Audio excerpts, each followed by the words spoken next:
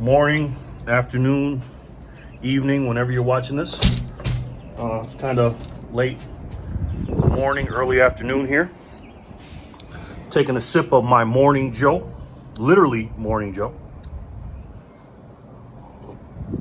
Not much of a coffee drinker. Reason why I say literally Morning Joe is because that's coffee from Trader Joe's. If you know, you know. Absolutely love it. Really good coffee. Really good grocery store. My second favorite grocery store. But speaking of Joe, one of my subscribers, Joe Lighting, asked me a great question. I told you I was going to answer this. He asked me, why do I have multiple cold storages? Why do I have more than one? That's a good question, brother. Well, that's a multi faceted answer. Let me give you the first reason. The first reason is I want to be able to spread out my Bitcoin, right? I don't want to have it all in one area.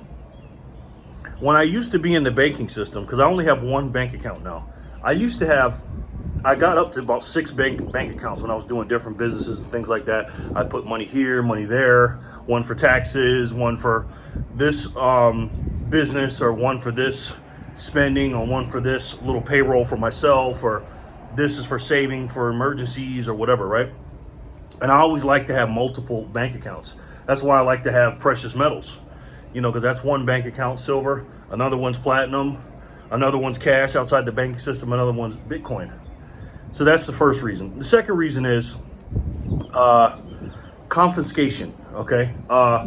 Let's just say someone comes and tries to steal my Bitcoin, or the government tries to take my Bitcoin. Well, you can have, a little bit on one and say, oh, here's my Bitcoin right here. And unfortunately, because I'm showing my face and, kind of like giving up the secrets, I'm kind of screwed in that aspect, but you're not. Because you're not telling everybody what you got like I am. Now, doesn't mean you can't show your face. Just, you got to show everybody what you got. Because I might have more. Who knows? No, I don't, government. No, I don't. Anyways, so that, so remember, there's a 12 to 24 word pass phrase. It's called a key phrase. Not your keys, not your coin.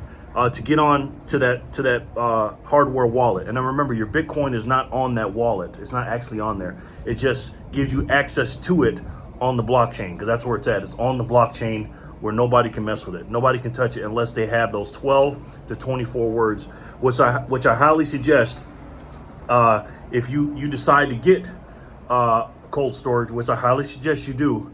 Make sure you memorize that immediately, and then have a backup phrase. And I'll make a video about that. Another reason I have Bitcoin in several different cold storages, and this may sound crazy to you, okay? This is probably the main reason. Bitcoin is the most hardest finite money in the world. And to my opinion, it will be the best money in the world.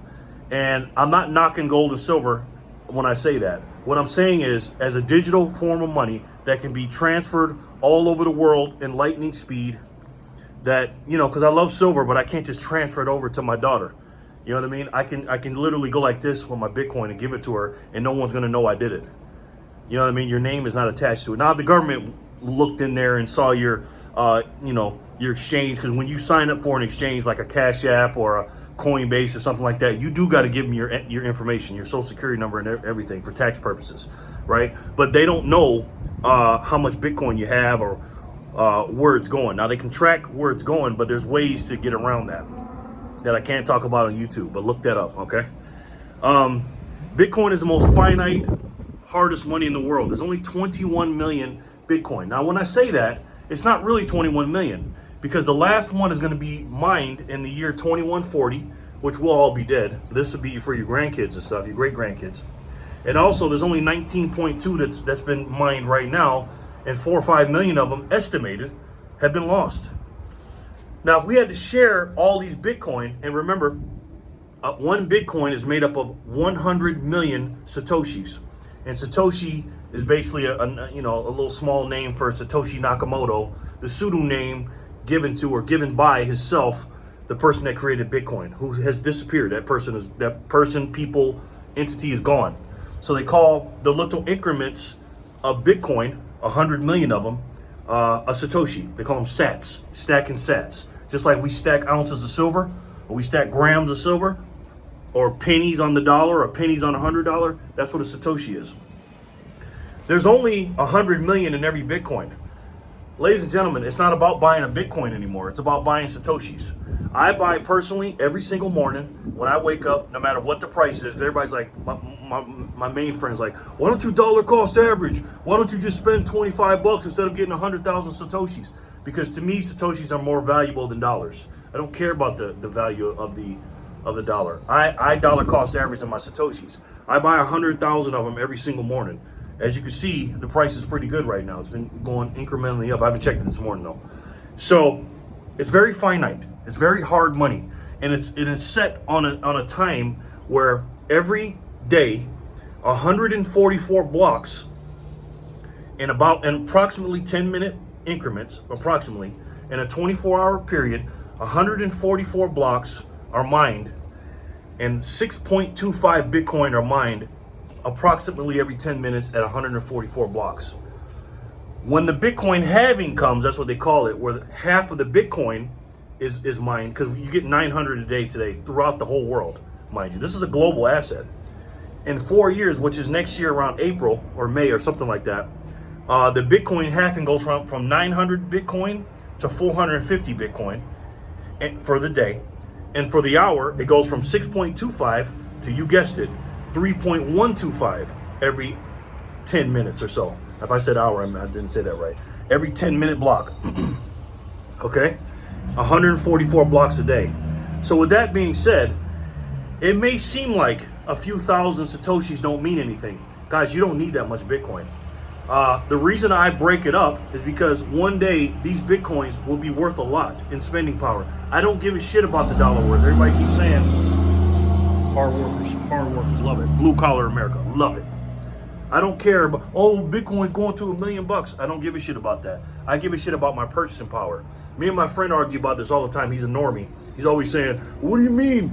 Cash is good. If $30 million is still $30 million. $30 million is not the same as it was back in 1998 or 1997 when Michael Jordan got his 2 contracts. He got in 1997, he got a $30 million contract. 1998, he got a $36 million contract. The spending power is not the same. The dollar amount is the same, but what you can get with that is not the same. And that's exactly what's going to happen to Bitcoin, ladies and gentlemen. As you can see, if you look at a chart of Bitcoin, everybody focuses on when it was up in the 60s and back down to the 20,000s. And rightfully so. But that's only a small blip. Look at the whole Bitcoin chart from January 3rd, 2009, that's when it started, till today. It's going up and to the right. Is it volatile? Of course, it's volatile, but it's volatile to the upside. Is it going to have its big peaks and go down? Yes, but it's still volatile to the upside. Now you reverse that and look at the dollar. They're printing it to oblivion, and if it goes to the right, but it starts up here and then it goes all the way down in purchasing power. I don't give a shit what the dollar index says. It's all about purchasing power here in America, where your dollar is getting his ass kicked by eggs right now, and bread and milk and gas and shit like that. You guys know that.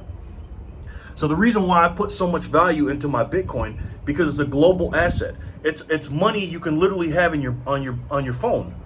You can have a bank on your phone. Anybody in the world can do that. There's 2 countries right now, one in Africa and then El Salvador, that have Bitcoin as legal tender, and there's all kind of little factions and areas that do that because the fiat currency is dying. I love gold and silver, absolutely love it. For a store of wealth, it's God's money. I absolutely love it. The problem is you're not going to be able to transact worldwide. You can't buy stuff overseas with it. We are in a digital world. These kids nowadays don't care about gold and silver. We do, but the kids don't. All they want is their little digital money when they're playing their video games or buying their NFTs or buying their t-shirts or buying their whatever online. They want to be able to transact digitally, and Bitcoin's the best one. All I'm telling you is this. This is not financial advice.